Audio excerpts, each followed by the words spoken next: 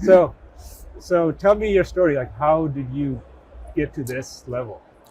Get to like here, or Just in general, like you're a leader. I was scared to fail, right? I think, you know, my parents might have given me just a little bit of shame, you know, might have been part of the training program. I've always been like I didn't want to come here today. I wanted to stay home in St. Pete and just chill out. But like, I feel like I have an obligation to, you know, at least push a little bit, try. And I've been really fortunate enough to pay attention. Like I'm really good at paying attention, even though it doesn't look like it. It looks like I'm a bit of a scatterbrain, but I do observe things pretty well, and I study a lot. So if I observe something and it looks funky, like you know, I had 20 years in the energy business. In 2001, I'm like, hey, 2000, this is not sustainable. And after 17 years with one company, I sold all my stock on one afternoon and called my boss up and said, hey, 6 months, dude, I'm done. And I was no longer like really in the flow. I started noticing, hey, this doesn't feel right. It's not right for me anymore. I had drivers and helicopters and, you know, I mean, everything that could keep you stuck in a business, I had. And I'm like, these are the wrong reasons to show up to work. And I walked away from that thinking that I don't want to become a slave to anything, much less, really not to work or money. That'd be horrible, to be a slave to money or work. But I think that if, you know, I'm wrong about this, I can recreate myself. I can go into another industry, but I'm not going to stay here just because I spent 20 years here and then have to go through 10 years of misery, which is exactly what happened. Stock went to, I sold it at 57. It went to like 60 cents in 6 months. And it really taught me, hey, follow your instincts. I was very clean though. I knew what these were not muddled up instincts, right? So I think I've taken a lot of risk, you know. I mean, I've taken an inordinate amount of risk. That was your question. Hey, how'd you get here? Like, I've always put it all on the line. And I'm very vocal about what I'm doing. Like, I tell everybody exactly what I'm going to do. No one believes me. Even the enemies. They're like, oh, well, he can't possibly be telling us the truth. So, and I like really, really disruptive environments. I think that I operate really well there. And this is the mother of all disruptions. I think this is the cat daddy of all disruptive events, which is very, very exciting. Yeah, it's incredibly exciting. You can just feel the energy at this conference. But I like what you said about taking risks and taking risks, listening, and being ADD. I think that's like three things that are in common with every successful person I've met. Is they're always very good listeners, but at the same time, they're thinking about 10 different things at the same time. Yeah. And also, what you said about taking risk, which is, you know, what I heard you say was you don't just take any risk. You take risks that your heart tells you to do. You follow your heart. And I think most people know that in their heart what they're supposed to do. They just don't listen, right? Because they get distracted by the, you know, by some shiny object. Yeah. You know, in your case, you had the helicopters, you had this and that. But you listen to your heart. You don't let those things distract you. Yeah. Well, I don't think it's a very difficult question to answer. Am I on purpose? Do I have a goal that is more than just about making money? This is not a hard question. It's not a hard question to answer. It's not a hard question to ask, really.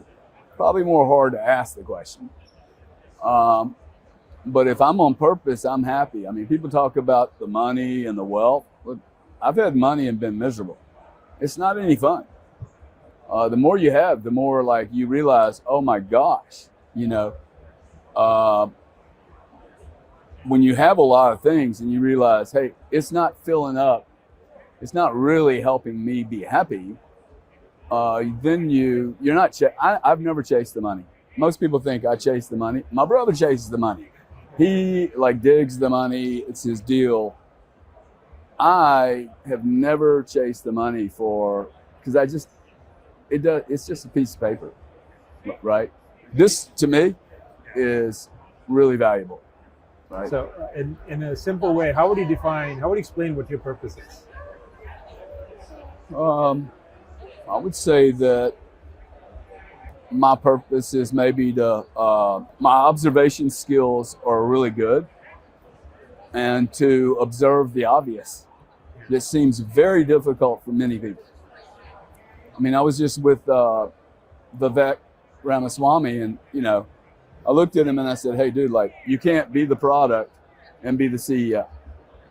There's going to come a point," and he's actually the one that said it. I said, "Hey, what do you really need?" He said, "Hey, I can't be the product and the CEO." Now you can be for a while. You know what I'm talking about. You can be for a while, but he's going to get to a stretching point where he needs somebody else spanking the whip going, "Hey, this guy needs some money, man." He can't do that too. He can't raise the money and be the product and the artist and the visionary. It's going to actually mess up his message. That he notices that, Yeah. I think that's a very mature player. Okay, and that he's saying it right now, and that he said it to me. Because I think he's probably said it to some other people and going, "Hey, I need some help." So to me, that's like these young people, and I love you young people, right? Like for me, I stay young, man. I stay young, getting into these new industries. If you compare myself to the people that I grew up with in the industry, I'm 65, right? So these guys look like they're ancient today. And I love these guys, but they act like they're 65. And whereas I keep coming into industries that are younger and younger, and one, I learn a lot. I also think that I can bring some value to the way they want to build businesses in the future. And, they're going to have opportunities you and I didn't have, right? They're going to have opportunities where these big companies that used to control everything, they're just falling apart. And there's still good business there to be had. There's still great opportunities. So I would say that's good. That's a good enough purpose for me, man. Yeah, I think what you said about not being the product and the CEO, I think every startup goes through that, and is that transition, right? When they hit that particular point in the growth stage is where many startups fail because they're not able to make that transition. Now, with the ego, I think the ego doesn't allow that management transfer process. Yeah, the ego, and also just simply the lack of knowledge, the lack of awareness. Yeah. And then like I've been through that a few times. Right? I've been through a couple of startups, and I've seen it myself where there comes times where you don't know who to listen to. You don't know if you're getting good advice or bad advice. And so the number one thing is have good advisors around you, people you can really trust and who've got the best interest for you. And and Ramaswamy has done this, right? He's built a startup from scratch. Yeah. And gone it, the full cycle. So that's why I believe he has a self-awareness. Now he's got a startup. In a way, it's a startup organization. It's a presidential campaign. It's a massive startup. Yeah. Right. And he already knows. Like he's thinking ahead. He knows the next step, because he's built large corporations. So, yeah, for sure. So I get that. So what do you see your future? You said you're 60? Yeah, 65. 65? Going on 12. Yeah. Really? Yeah. I'm going on 12. If I can keep going on 12, yeah, exactly. I'm awesome. Yeah. Like people like being around me. Maybe the girls don't like being around me so much, but 65 going on 12 is that's an awesome goal. Yeah. I say I'm 55 going on 18, but you got me beat. So, so where do you see the next 10 years for your business model and for the crypto industry? 10 years. Well, I will be extremely wealthy in 10 years, just from this play. This play will be the mother of all plays for me. which is really saying a lot. This play is like, people don't really I think the most fervent believers in Bitcoin don't really understand where we're headed. I think we will all grossly underestimate, one, the time it's going to take and some of the challenges, but I think we really underestimate what's happening here. Like, for instance, I don't think BlackRock really is that motivated by the ETF or Bitcoin. If I'm Larry Fink, I'm really fascinated in being able to digitize, tokenize, and sell real hard assets with or without Bitcoin. They don't need Bitcoin to do that, but it brings them on center stage. You know, I think some of what the government's doing, making Coinbase the police, you know, that is actually good. People that hate centralization are going to hate me. I'm just trying to share my experience of how a market evolves. It just does not go from centralized to totally decentralized. There's going to be a pathway here. Gray. There's going to be some gray. It's not going to be all pure and perfect. You know, I think maybe some of the products we see today, they won't even be around. Like, some of the companies won't be around. The wallets that we have today, we're going to laugh about these wallets. We're going to, like, it's surprising to me more people don't, like, these wallets are going to be, we're going to laugh at this telephone too, right? We're going to laugh at Twitter that it breaks half the time, but it's still serving a very good purpose, right? It's hooking us together. So I have a lot of faith in technology. And I have a lot of faith in humanity. If we just get the 2.5% of the people out of the way that are the bad guys, it's just 2.5%. Okay, they just happen to most all run for office, right? And that's the problem, because like what I like about Trump is that, look, the guy hustled his ass in New York City and he survived. I am quite certain he probably hung around some naughty people. If you build a business in Louisiana or in New York, you're probably going to have to deal with some cultural issues, okay? He didn't get blown out. The other thing I like about the guy is that I know a lot of people that receive money from their father. He did not destroy his money. He's got 3 kids that, like, I would let those kids in my house. They don't seem to be like parasitic or vampires. I cannot say that for some of these other professional politicians. They're children. Like, you know, if you seem to be a nice guy, but if I go to your home and I see your kids all have, you know, crazy problems, and you're like, hey man, let's go look at the tree that produced this fruit, right? I mean, it's a basic saying, right? Judge the tree by the fruit it produces. Common sense. Yeah, totally. This guy's got a 2 and a 4-year-old kid. They didn't sign up for this.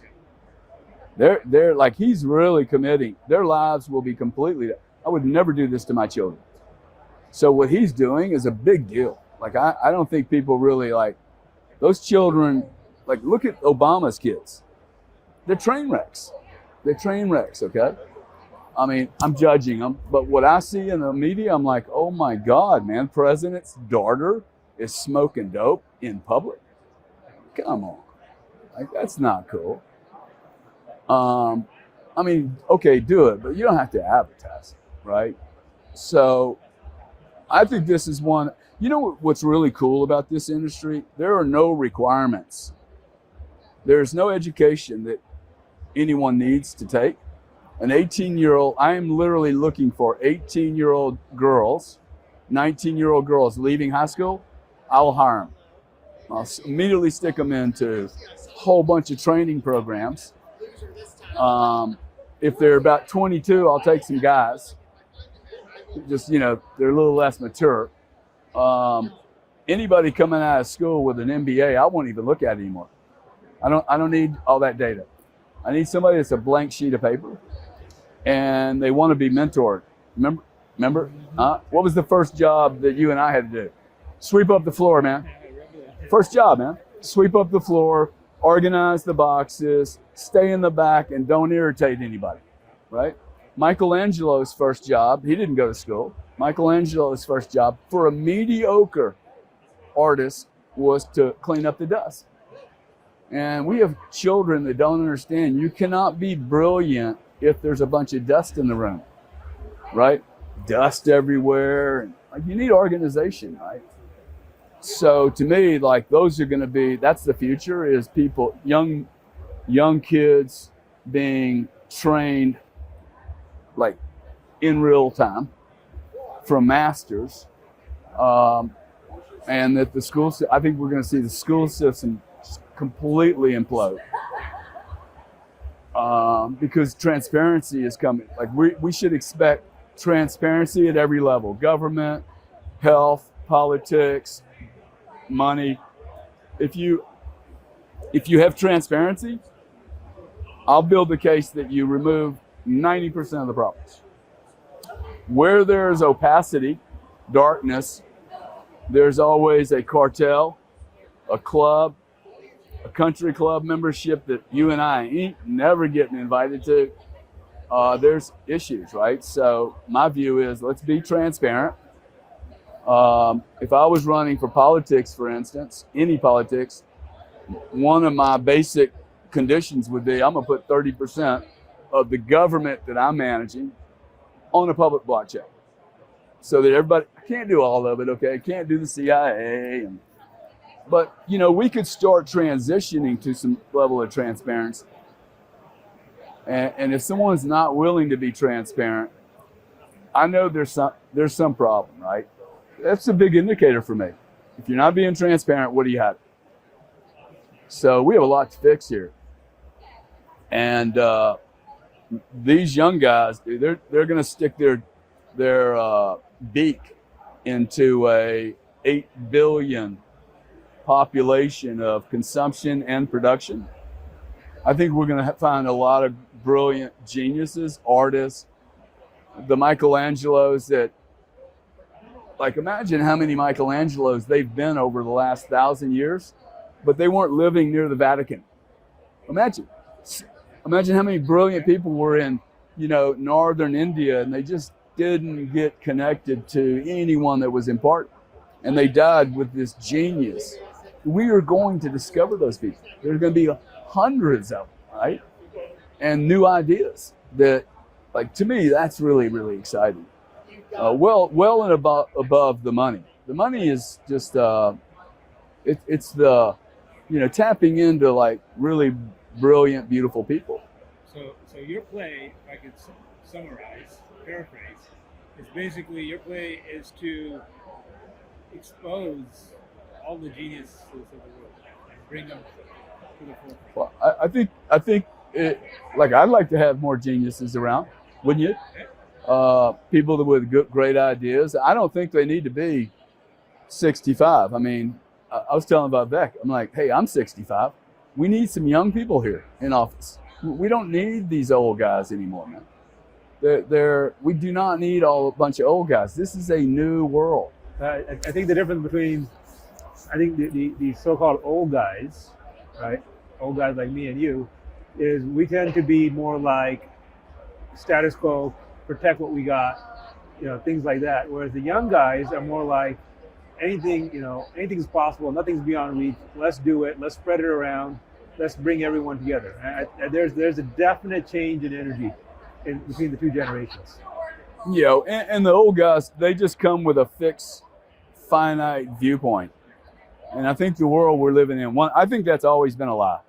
The finite universe, winners and losers, that has always been wrong. And big monopoly type companies don't ever let us really see that. But the truth is, we live in an infinite universe. There's plenty.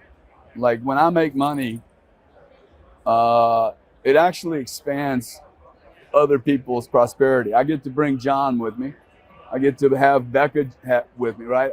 I invest in companies that help those guys. So I think this is a world of absolute abundance. And I just look to, hey, where can I add value? Because if I can add value, I think I'll get a piece of that abundance.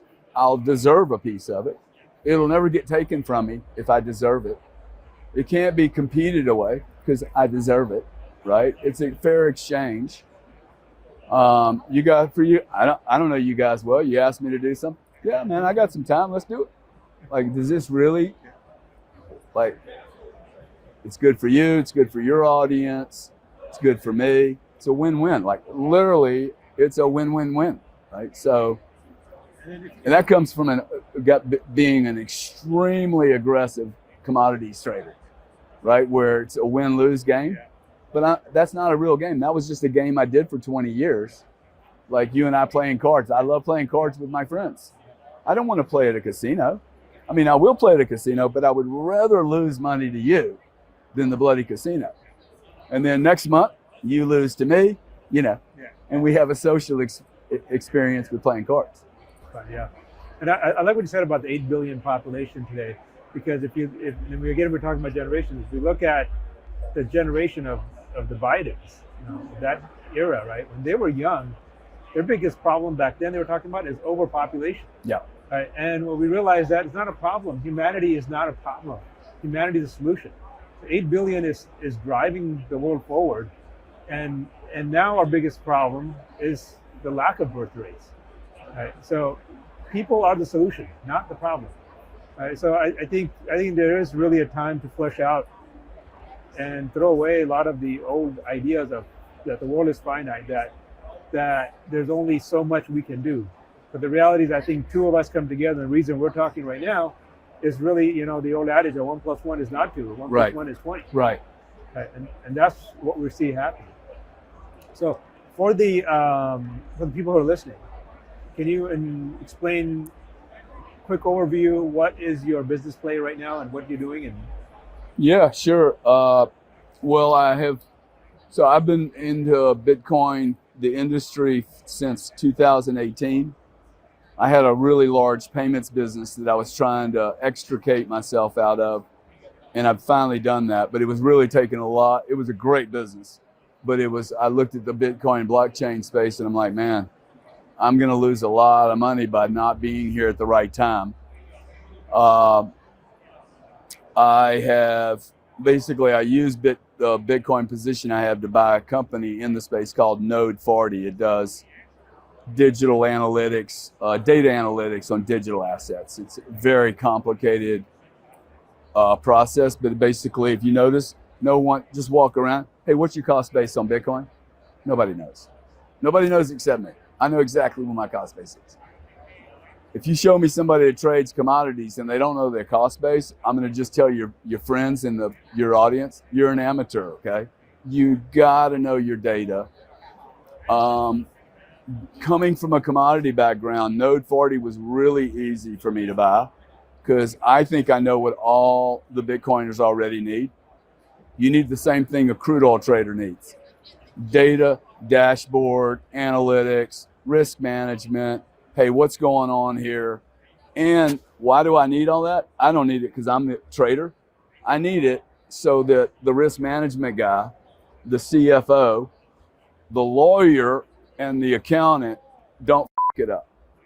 And they will. And excuse my language, but it is the professionals around the investor who came from the legacy world, who have this legacy viewpoint, and you guys they're going, okay, well, explain Bitcoin to me, and then explain the finite capacity of it. I'm like, you don't ask me any of these questions on any of my other legacy stuff. You don't need to know anything about a house. You just do the taxes. Okay, here's the legal thing, but they really get, and this is real for me because I went into it with 12 lawyers in a very large problem, and providing details to a bunch of professionals. Hey, man, to providing details that does not require them to know what an Ethereum is or a BTC. I literally saw 70-year-old lawyers and accountants saying, I'm going to buy Bitcoin. All the other conversation did nothing for them. And then they would see the data and go, oh my God, you get this down to the penny, like down to the fraction of a penny. It's very, very trackable. So I will continue investing in firms like that, what I call picks and shovels. And every one of those investments go against one criteria. Can it outperform Bitcoin, knowing full well, and I have a pretty impressive position on what I think Bitcoin's going to do, that I have human risk, capital risk, things go wrong with a company. So anything I touch, invest in a company, I think it's got to be a monster play, because I can just keep buying Bitcoin, which I think is like, this is the opportunity of a lifetime. To buy Bitcoin today is, for me, it is risk adjusted, the safest time ever, including $7.70 Bitcoin. When you could buy $7 Bitcoin, it was really scary. And no one was ever going to put $1 million to work at $7. Maybe somebody did, but I don't know anybody that bought $1 million of $7 Bitcoin. I know a lot of people that are buying $1 million worth of $37,000 Bitcoin and 10 million. You'd never done that at 7.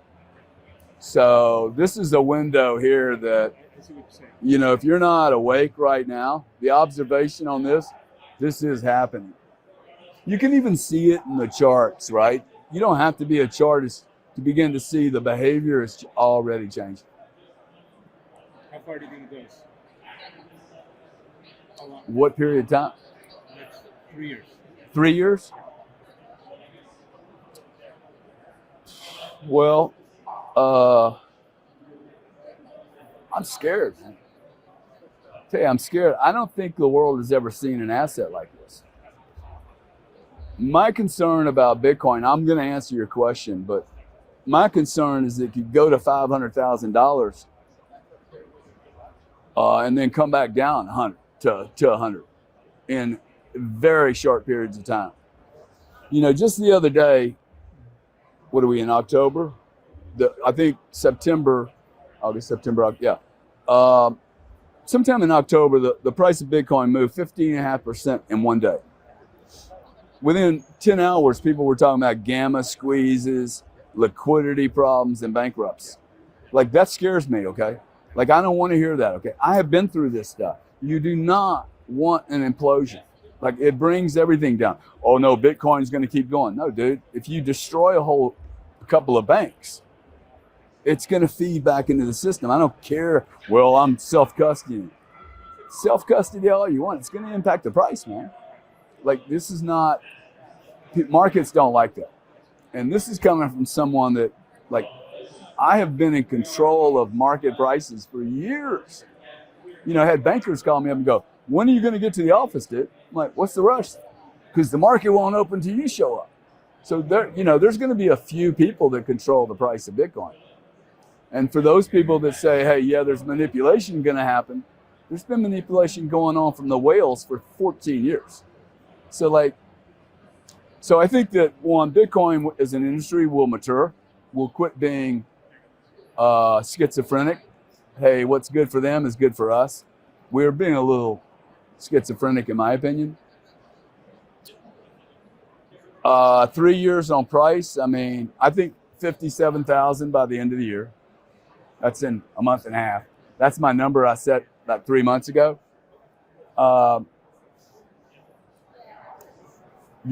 Like, this is what I tell Anthony Scaramucci, okay? Anthony Scaramucci, Anthony? So Anthony has a lot of Bitcoin. And in private, we'll look at each other. He'll look at, hey, man, his wife's probably talking to him going, hey, Gary, you think we're going to be okay? I said, Anthony, this is my view on Bitcoin. One, I'm going to give my Bitcoin to my children. Like, I'm not doing this for me. And I think that's the right message. Hey, invest in Bitcoin with excess money that you don't need. So for me, this money is going to my children. And I have two scenarios. Scenario one is I am wrong. And the millions of dollars of Bitcoin that I have bought over that period of time goes to zero. My children grow up just like you and me with nothing. And I did okay, and you did okay. On the other hand, if I'm right, and they're worth $3 billion when they're 30 years old, and dad's in the grave, they have a huge problem. It's a bigger problem than if I'm wrong, right? Really. And when I said that to Anthony, he almost started crying. He's like, oh man, oh mama mia, that's a brilliant way to look at it. It's the right way to look at it, okay? Like we're either gonna save humanity with new technology, because we've taken advantage of everything we could on a ledger, or we're not. So. That's genius.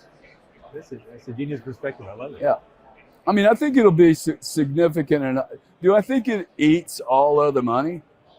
I think most certainly the US dollar will fail. Most certainly. I mean, you just need history lesson. It's fiat, man. It always fails. The country will fail, right? And it's sad. We have and it's horrible. So how do you see Bitcoin? What's the difference between Bitcoin and real estate? Well, real estate is a asset that accretes money, right? Because you have current income. Right? Bitcoin is an asset that's like gold. You sit there and it appreciates. Okay, so the other advantage of real estate is, as long as population is increasing, right? Which is debatable now which direction that goes. Yeah, there is a true finite amount of real estate on the planet. As long as population is increasing, the value keeps going up. So if we're on the other side of that population curve for the planet, then the real estate could be in some trouble. Yeah, you think that'll hold true forever? Because with all the technology we have, is it really finite? I mean, I live in Florida, and I've always said that, hey, they just keep putting concrete out in the Gulf of Mexico and building real estate. It's building the house that takes the time. Yeah. With technology, you're starting to see, what do you call it when you do the, I mean, that should change, right? Yeah, that change, but it's, the cost of building vertically, if you build past 10 stories, it grows up exponentially. The cost of, reclaiming ocean or swampland and stuff, I mean, apart from the environmental disaster that creates is, so it gets more and more expensive to get more and more land, to reclaim more and more land. So it is, you could make the argument that it's infinite, because you could theoretically invest infinitely to do that, but for all practical, well, at a price, it is infinite. At a price, see, that's the big difference. Yeah. At a price, real estate is infinite. At a price, crude oil is infinite. Yes. At a price, there's only so much Bitcoin. Exactly. And there's only so much you're going to produce of Bitcoin. The beauty of Bitcoin. Now, what it doesn't have amortization, depreciation. The depreciation and the 1031 exchange capability of real estate is really the beast, right? It's a monster. If you remove 1031 away, Bitcoin starts to look really interesting. Yeah, yes, it does. Yes. Because then you don't have any issues. Well, depreciation, 1031, and current pay. Right? Yeah. It generates income generating. Yeah. Right. But if the government gets into a shithole, which we all know they are, and they'll just take your real estate away. Well, they're going to just, hey, you owe me 0.1 now. Yeah. It's just going to keep. Exactly. It's going to get taxed. They can tax you out of existence. Yeah. And they could do that on Bitcoin. They could make it a law, but I get to put it in my pocket and leave. Yeah. I mean, I have more people today talking to me about leaving the United States than ever before. People that can do it. That's a good question. So if you were to leave the United States, where would you go? I would buy in the economic, in the political situation we have right now. I told this to somebody 3 years ago. I would, if I could, I can't because I got 2 kids. I would 2 kids in a broken family. I would buy a 110-foot, 130-foot sailing boat, solar powered, loaded with a ton of guns, food, get a captain, and go stay in international waters for 3 years until these crazy people figure this shit out. Like, they're insane. All of them, all these leaders are insane. And so I think getting in international waters with Starlink and just chill out, man, get away from all the poison. I mean, it makes a lot of sense. Can't go to a country. What are you going? Oh, I'm going to Italy. Italy's getting ready to get like total bankruptcy. There's 20 million people leaving the Ukraine, man. Where do you think they're going? they're going to go to Italy too, and Sicily, and Poland, and Croatia, and Germany, and England. They put 200 people in jail Sunday in London, central London. I lived there for 10 years. A buddy of mine calls me up and said, dude, I saw 180 people go to jail just for carrying a Palestinian flag. It's like, wow. Like, I've got no axe in that war, but I'm like, man, the whole world is on fire. And we're not being shown it, dog. Notice, we're not really. What's going on in Paris today? Unrest. What's going on in Germany? Unrest. There's 1 million people sitting in Germany from the ISIS deal. We don't even talk about ISIS anymore. That was 4 years ago, man. That ruined Europe, right? All those, their kids, like their little boys and girls and mothers that are pregnant. I don't know, and they're not assimilating into these countries, man. They're not assimilating into the country. There's going to be, like, I just look down the road and go, my goodness, this is turning into a train wreck. Right? You know how this ends. If you don't assimilate, I mean, it'd be like me coming to your country and I'm hanging around with my little white friends. Like, I'm not learning anything about your culture, right? You know what I'm saying? I mean, it's not, and you're going to see it too. You're going to go, oh, he's disrespecting. But if I come over there and okay, I'm part of your neighborhood now. What can I do to help you? And that's not happening anywhere. You can't, we have 20 million people come from Mexico and South, right? Like, how we assimilated. I think it's easier for us to assimilate because of our lifestyle. People be like, yeah, okay, I'm gonna behave. You know what I'm saying? But over there, it's a little different. You don't have the resources we have. So, politics. Yeah, I think $300 crude oil would be a good start. The other thing is we have to get rid of all the regulatory bodies that are just. We've turned into a police state, man. I mean, I just spent $7 million on a lawsuit. They won $100,000. I spent $7 million defending against a government intrusive questionnaire. And literally the whole thing is just, we're punishing you for being successful. I think there's a lot a president could do. A lot. What would you do? First thing. If I was president, first of all, I could never be president because I'm not a natural Me either, citizen. man. Me either. For another reason, but I agree with the regulatory, the police state. I think that is the number one problem. There's just not enough. There's not enough freedom at all levels. The way I say it is like this: I could have jewelry, Rolex on. I could walk through Newport Beach, California, no problem. Yeah. Not worried. But the same person, same, whatever, same bling, and I walk through the inner city, and I'm probably not going to make it alive through that. Yeah, that's right. So that's the real issue. Why is it I can go 30 miles and have two completely different experiences? So this is literally 30 miles in the same town, Yep. basically, right, is two different countries. So that kind of disparity is what we have to fix, and that starts with bad regulations, forcing people into bad situations, and then not delivering on the government promise. The number one promise of the government is security. The whole reason we sign up to a contract, all of us do, to pay taxes and become citizens, because we want security. Correct. But there's a whole group of people, good, honest, hardworking people, who don't get security, right? And they can't live.